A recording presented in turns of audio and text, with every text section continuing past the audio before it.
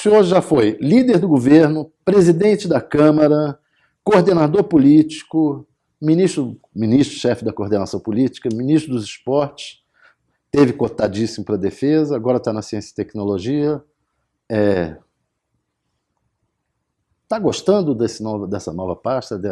Como é que o senhor compara a atuação agora e antes nos outros ministérios? Eu sempre procuro estabelecer essas tarefas ou essas missões como fiz a minha primeira, que recebi no Plano Nacional, que foi a presidência da União Nacional dos Estudantes. Ou seja, isso é uma missão, é uma tarefa. Não considero que seja um trabalho nem um emprego. É uma função de elevada responsabilidade pública. E na esfera do governo, todas essas responsabilidades têm uma conexão comum com o interesse público, com o interesse nacional.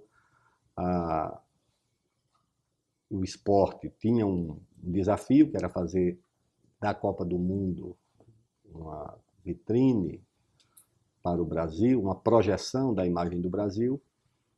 E ciência e tecnologia e inovação diz respeito a manter ou tornar a nossa economia competitiva, manter onde ela é e tornar onde ela não é, procurar fazer com que o país inove mais, ou seja, em inovação nós estamos muito atrasados, e com que nós tenhamos a ciência e a tecnologia como trincheira da soberania do país e da elevação do bem-estar material e espiritual da população. Seu partido, o PCdoB, tem uma visão segundo a qual há um grande assédio do imperialismo norte-americano sobre a área de ciência e tecnologia, para tentar impedir o desenvolvimento do país nessa área. O senhor aqui tem notado isso? Olha, a luta pelo domínio da ciência, da tecnologia, sempre estabeleceu uma competição muito dura entre as nações. Os ingleses condenavam à morte quem transferisse a tecnologia do tiar a vapor para fora do país. Os norte-americanos premiavam aqueles que fugissem com essa tecnologia da Inglaterra para os Estados Unidos.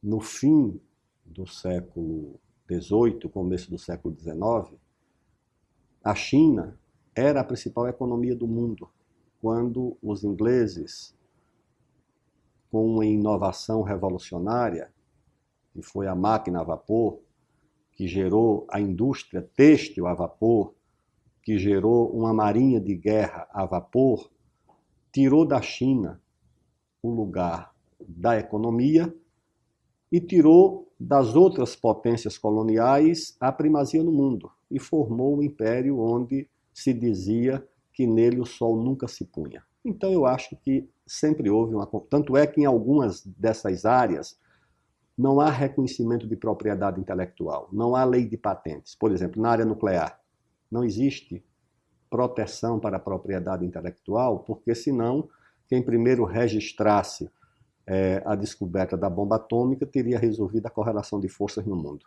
E o Brasil deve se deparar com essa realidade, com essa competição, mas também é preciso levar em conta que há parcerias, que há cooperação também nessa área. Acabo de voltar de uma viagem aos Estados Unidos, me preparo para outra viagem, agora à Rússia, para realizar acordos de cooperação em áreas de energia, em áreas de agricultura, de saúde, de doenças, as chamadas doenças negligenciadas, com os Estados Unidos, em área de defesa cibernética. Nós temos cooperação com a Alemanha, estamos produzindo um microlançador, um microsatélite, um microlançador de satélites com a Alemanha, estamos produzindo um satélite georreferenciado com os franceses, nós temos um projeto com a China, então também há cooperação nessa área.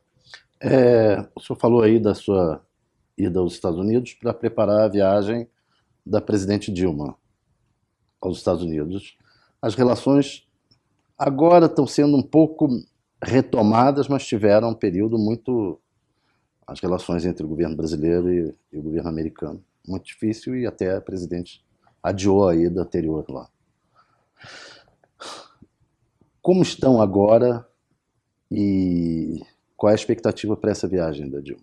Estão bem melhores, as expectativas são as melhores possíveis. O que vai ser feito a cooperação. objetivamente? Nós estivemos lá para preparar a cooperação na área de ciência, tecnologia e inovação.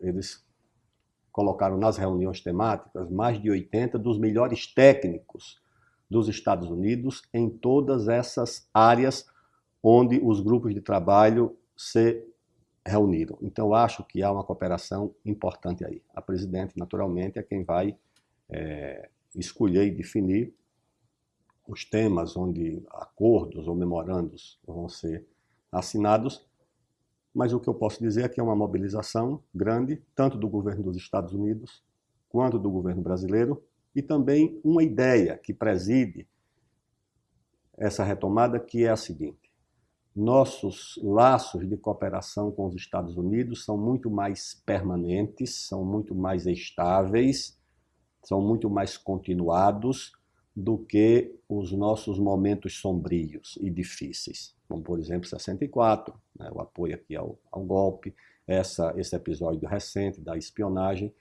Mas os Estados Unidos foram o primeiro país do mundo a reconhecer a independência do Brasil.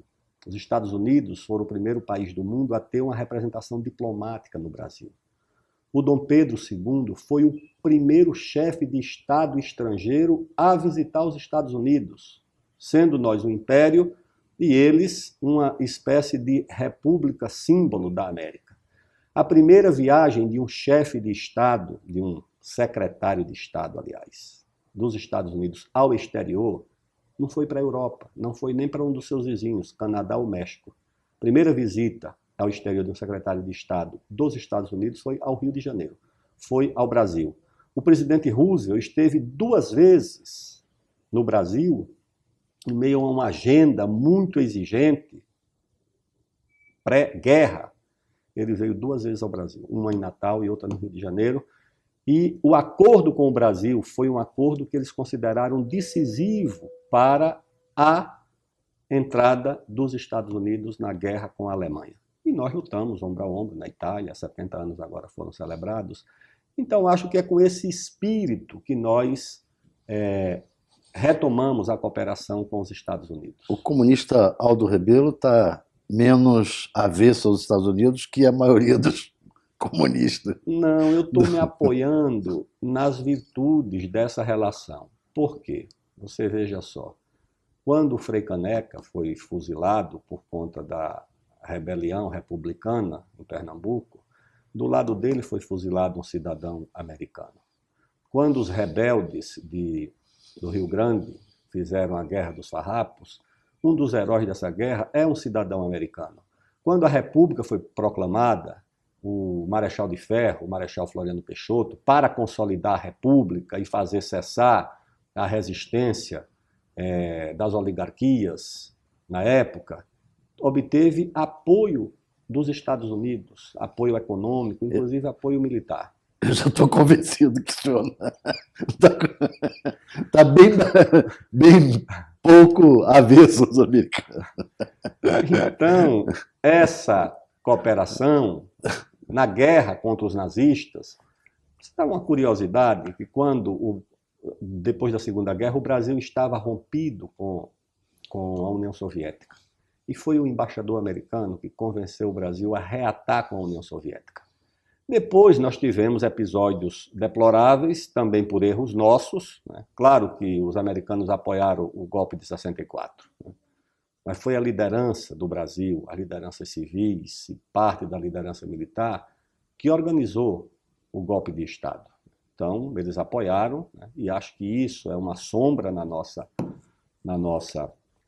relação, e não é só com o Brasil, né? Apoiaram e o grampo agora, né? De Estado, esse episódio recente, né? Mas acho que nós devemos buscar nos apoiar nos fatores positivos, ou seja, naquilo que ajuda a construção da soberania do Brasil, da elevação do padrão de vida do povo, da melhoria da cooperação, por exemplo, na área de doenças negligenciadas, malária, doença de Chagas, a prevenção de pandemias, a luta contra as bactérias de alta resistência, a pesquisa na área de energia renovável, com tecnologia que possa ser transferida, inclusive, para países mais pobres na África. Isso são coisas que nós podemos fazer para além das nossas diferenças, que como países grandes, que têm agendas internacionais, nós vamos ter diferenças importantes, mas nós devemos fazer com que a agenda positiva se sobreponha às diferenças e as disputas que são naturais entre dois grandes países. O senhor acha que isso tem a ver um pouco com a economia, com a crise econômica? Quer dizer, o Brasil adotou um modelo mais voltado para China, outros países, e abandonou um pouco a parceria com os Estados Unidos. Agora está se vendo que tem que ter que essa política não vai de toda acertada, tem que ter uma retomada da... O senhor concorda com isso? Não, nossas relações com a China são relações importantes de comércio, de cooperação científica, tecnológica, como a relação com os Estados Unidos são muito importantes para o Brasil. Mas enfraqueceu economicamente. Mas tem que levar em conta um detalhe, a China é o principal destino das nossas commodities, do nosso ferro e de produtos agrícolas. Os Estados Unidos continuam sendo o principal destino dos nossos manufaturados, dos nossos produtos industrializados, que é, eu diria, a parte com maior valor agregado das nossas exportações. Então isso não pode ser subestimado. Isso continua sendo muito importante para o Brasil. Foi subestimado. Bem, eu não vou discutir o passado, eu vou discutir o presente e o futuro. Por falar em presente, o senhor... Vamos dar também uma dose de passado nisso. O senhor, como é que o senhor está vendo a questão? O senhor foi coordenador político no governo Fernando Henrique, no governo Lula. Como é que o senhor está vendo agora a questão política, as dificuldades que a presidente está tendo no Congresso e qual é a forma de solucionar isso? São dificuldades naturais, advindas da disputa eleitoral, quando o PT obteve a vitória já numa situação de defensiva.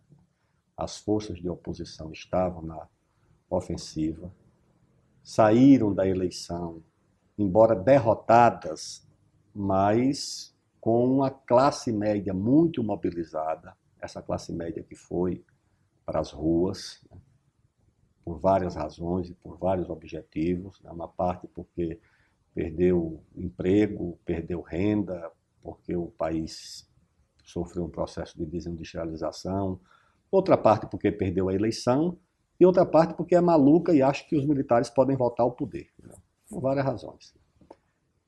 E aí o Congresso, onde o partido majoritário do governo tem 13% da Câmara dos Deputados, ou seja, uma situação de muita fragilidade. O governo cometeu erros na articulação política pré-eleição dos presidentes das casas. E, naturalmente, para corrigir esses erros, leva tempo. Eu acho que as atitudes tomadas apontam um caminho de reconstrução da base e da governabilidade na Câmara e no Senado. Agora, o coordenador, que é o vice-presidente Michel Temer, é um homem experiente, hábil e que tem autoridade. A autoridade de presidir o maior partido, um dos maiores partidos da casa, que é o PMDB, e a autoridade de ser vice-presidente da República. Eu acho que agora as coisas caminham para uma pacificação, mas uma pacificação nos seguintes termos, com o Legislativo tendo lideranças muito fortes, como o caso do presidente da Câmara e do presidente do Senado. Na verdade, hoje, no quadro político de hoje, a Câmara e o Senado é que estão dando o tom da política no país. A presidente meio que perdeu poder. Aparentemente, isso é muito do noticiário e da aparência, ou seja, governo é governo, como se diz lá no interior do Nordeste, né? Governo é como cobra, até morto faz medo. Então, o governo tem um protagonismo importante na formulação da política e na disputa. Agora, eu acho que tem que fazer isso levando em conta que há uma correlação de forças na qual o legislativo tem um protagonismo importante e que não pode ser subestimado. Ou seja, mudou o quadro. Mudou. Nesse sentido, mudou. Ou seja, não é mais o executivo que propõe a agenda e, a partir dela, o Congresso reage contra ou a favor. Agora, uma parte da agenda é do Congresso e o executivo é quem tem que reagir ou agir politicamente em torno da agenda do Congresso. Isso é bom ou ruim para o país? Eu acho que com equilíbrio é bom. Ou seja, se houver da parte do legislativo a compreensão de que o seu protagonismo é protagonismo e não antagonismo com o executivo, eu acho que é uma coisa saudável. E da mesma maneira, se o executivo compreender que um certo protagonismo do Congresso é legítimo e não necessariamente significa antagonismo com o executivo. Peguemos aí o caso, por exemplo, ou os casos que estão sendo debatidos, no caso da maioridade, da mudança da maioridade que o Congresso propõe. Eu acho que, independentemente do mérito da matéria, os partidos que são favoráveis e os que são contrários, é legítimo que o Congresso proponha o debate. Como em outras matérias também o Congresso pode propor o debate e deixar que o próprio Congresso e os partidos definam a correlação de forças, como aconteceu no caso, por exemplo, do Código Florestal. O Código Florestal não era uma matéria do Executivo, ela não criava cargos, não aumentava nem reduzia impostos, não era matéria tributária, era uma matéria de regulação de uma questão importante para o país.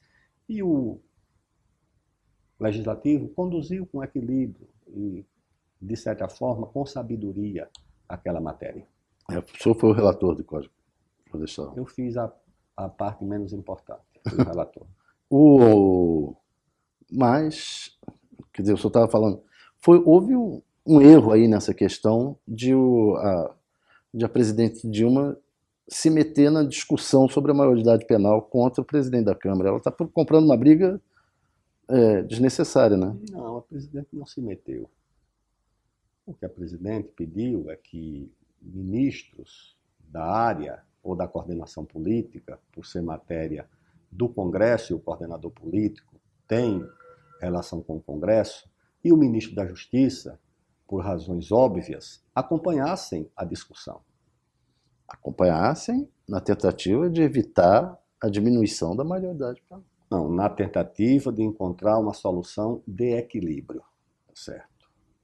E a solução de equilíbrio nem é permanecer a situação do jeito que está e nem alterá-la com o aumento, a redução da maioridade para efeitos penais.